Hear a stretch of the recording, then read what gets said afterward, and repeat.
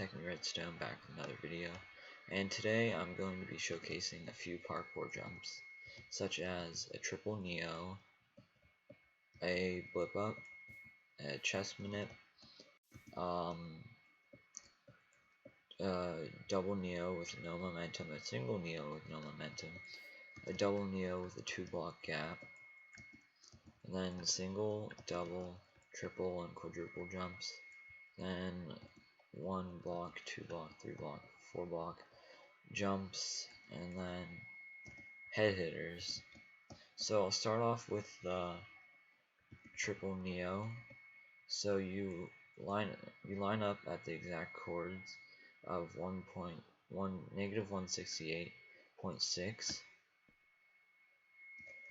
and then you can usually do it at any point, but you need this glass here like this if you're in 1.8.9, because if you're like this, like with one glass there, then it'll be in your way and you won't be able to do it.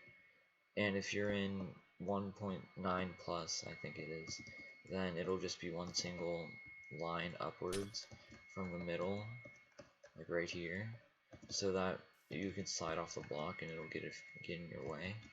So that's how you do a triple neo. You line up -168.6, and then I don't know what the exact angle is for west or east, but I know the angle for north and south.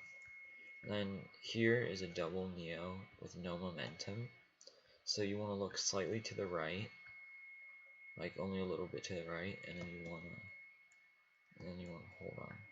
You want to just tap forward, and then like almost immediately after that, press space.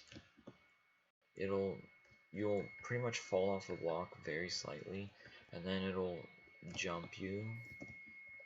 It's like a tick related thing, I think, but you can usually always make it. So you want to crouch to the edge of the block or to the wall, then you want to press forward,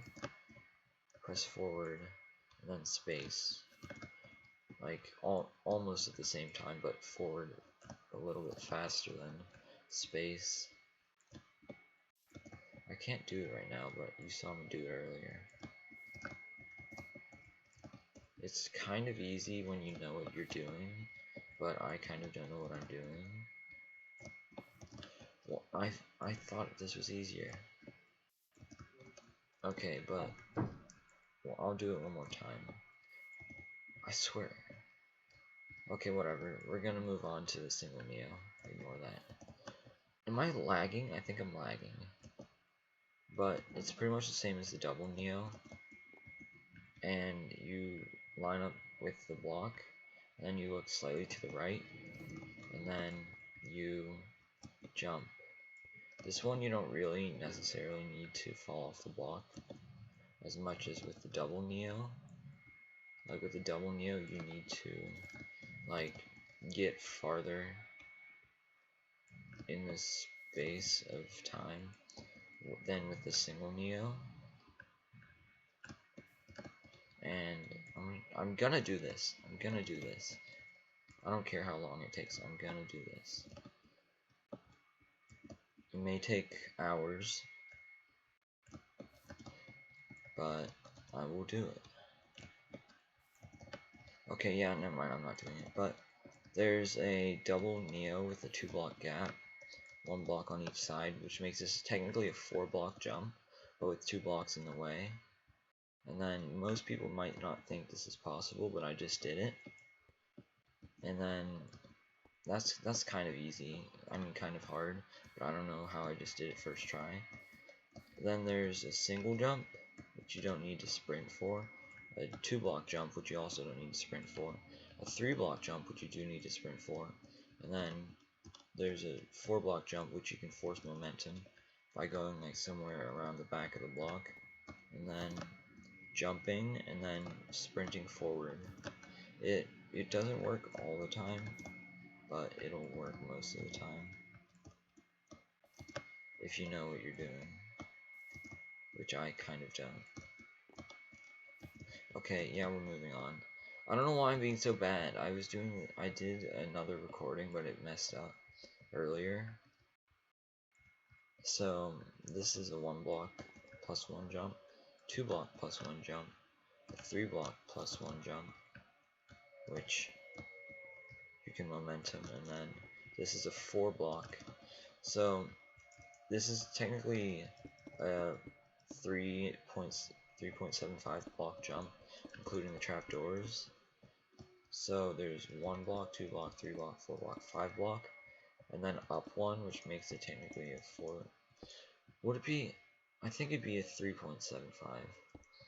So you need to make the proper platform. You need to do this like most of the time. Then you need to do a 3x3 block with trapdoors on the back, and then a 3 block long bridge with a trapdoor on the end, and then on this block, which is 3 blocks in between both trapdoors, over here and up 1, and then the trapdoors all have to be facing like foot down.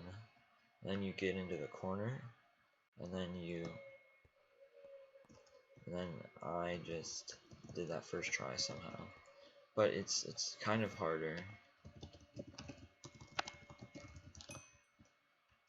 And then these are head hitters, which I don't know why I still have my cords on.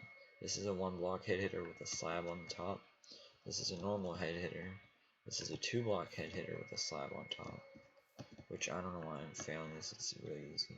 And there's a 2 block head hitter, kind of 1.5 blocks, since there's a pane there. And then I don't know how I made that first try. I'm doing everything first try, I swear. I don't know how, but that's pretty much all the head hitters that I can think of. And then there's a blip up, which if you don't know what it is, it's pretty much where you jump 1.5 blocks upwards. So you want to line up with the 7th pixel. This right here is the 7th pixel on my ender chest. It can be any chest or soul sand, or like any block that goes 1 pixel deep into the ground, like a chest. As you can see, there's like a pixel or 2 difference there. And then you want to line up with the 7th pixel. It doesn't matter really where, as long as you do it properly. So I just went up 1.5 blocks, because that's what a blip up does. What you want to do is place ender chests, like any direction, and then 2 blocks there, carpet, and then slab. And then that's pretty much all blip up is. And then you can just make it up there, and then that's pretty much it. And then there's a chest manip, which I showcased in my last video, which if you know what you're doing, it's really easy. But if you don't know what you're doing, then it's kind of confusing. And if you look at the left side of the chest, it'll reset, and if you look at the right side, and you jump up, it'll bring you to the top. And then you can like walk on. But if you look at the left side, look at the right side, and then jump, and then look at these chests, it'll fall back down. I explained that, and I explained most of it in my last video, so feel free to check that out. Anyways, I'm gonna stop the recording, so see ya.